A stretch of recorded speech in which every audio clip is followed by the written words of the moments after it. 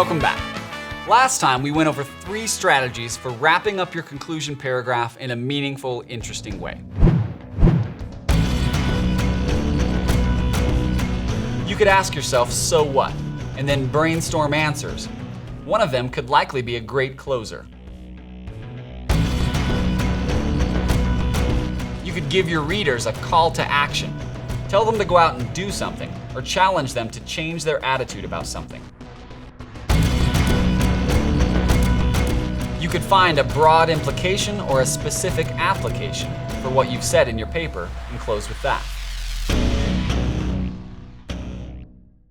Today, we're going to go over a few more strategies to fill your conclusion writing toolbox. Remember, we're working on an essay on World War II for our US history course. Our thesis statement goes something like this. The decision to use atomic bombs at the end of World War II was the most controversial act of Harry Truman's presidency. But the decision was necessary because it was the only way to bring an end to the most deadly war in history.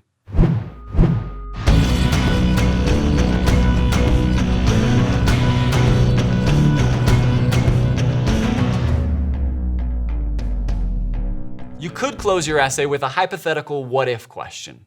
You could answer it with an actual answer, or you could just answer it with more questions. Then, end your essay with a final statement of what that what-if question can show us. It might look something like this. If we're going to analyze the morality of Truman's decision to drop 2 atomic bombs on Japanese cities, we have to ask ourselves, what might have happened if Truman had decided to hold off? The US was planning a ground invasion of Japan, and Japan had no intention of surrendering. How many soldiers and civilians would have been killed in that prolonged, bloody campaign? Unknown to us at the time, Soviet spies had already successfully stolen the design for the atomic bomb. Would the Soviet Union have become the first country to use nuclear weapons in a war? If so, who might they have used them against? We can't know any of these answers for certain. What we do know is what history tells us. The United States dropped atomic bombs on Hiroshima and Nagasaki, and less than a week later, the bloodiest war in the history of the world came to an end.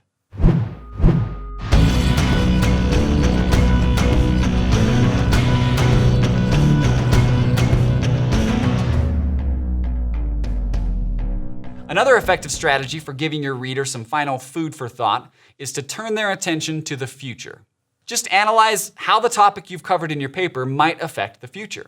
Your ending might look like this. The morality or immorality of Truman's use of atomic weapons in World War II is a fascinating debate.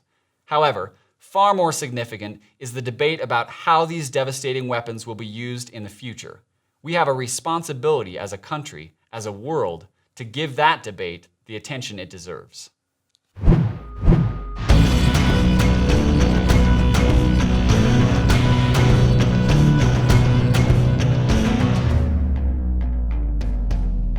I commented in a previous video that using a rhetorical question in an introduction paragraph can come across as a little cliché. But I still don't mind seeing them in intros, especially when they're used creatively. And in conclusions, a well-thought-out rhetorical question can be a great way to keep your readers thinking even after they've finished reading. You could wrap up your essay like this.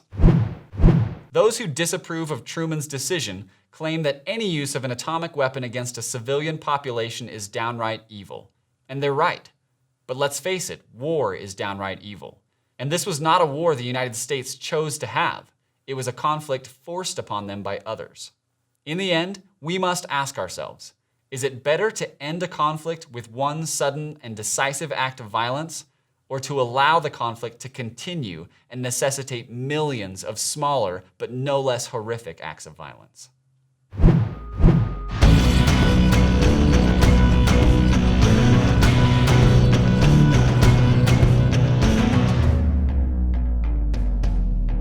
Depending on what you did in your introduction, you could choose to conclude your essay by revisiting an image or idea you brought up in the intro.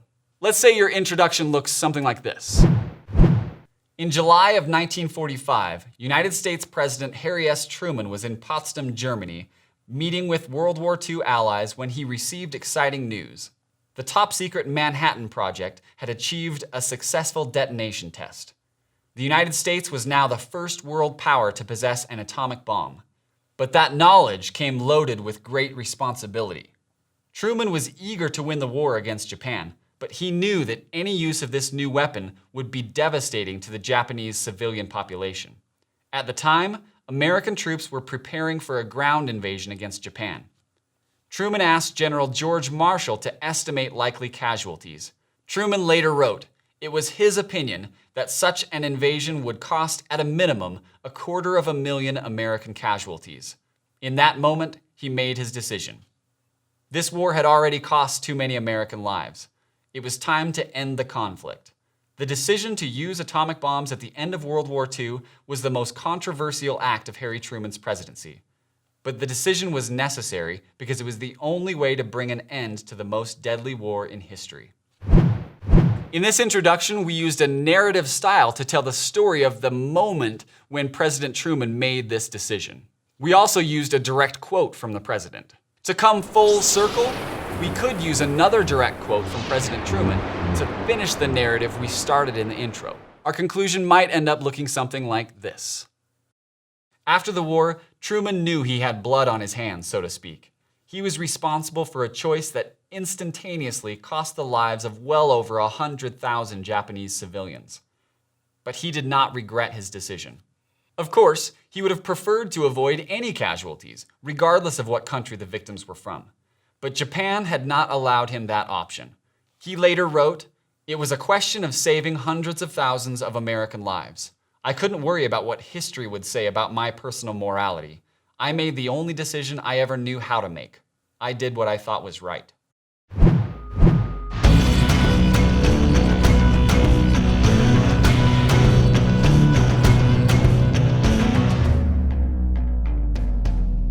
I have to credit former student Sarah Vollmer for this one. Everyone in my AP English class always commented on how Sarah was always able to come up with a great final line for her essays. She said her secret was simple. She was a sassy girl and she just used that sassiness. She would end her essays with a final fact, something that was undeniably true, and state it in a way that would drop a perfect argument ender. I admit, this strategy probably only works with certain writer personalities, and I can't do it as well as Sarah could. But if she was writing this essay, her final line might have looked something like this. In the end, critics can question the morality of President Truman's decision, but they can't argue the fact that President Truman successfully ended a world war, something none of his critics have done. Oh, no, you didn't. Yes, I did. What now?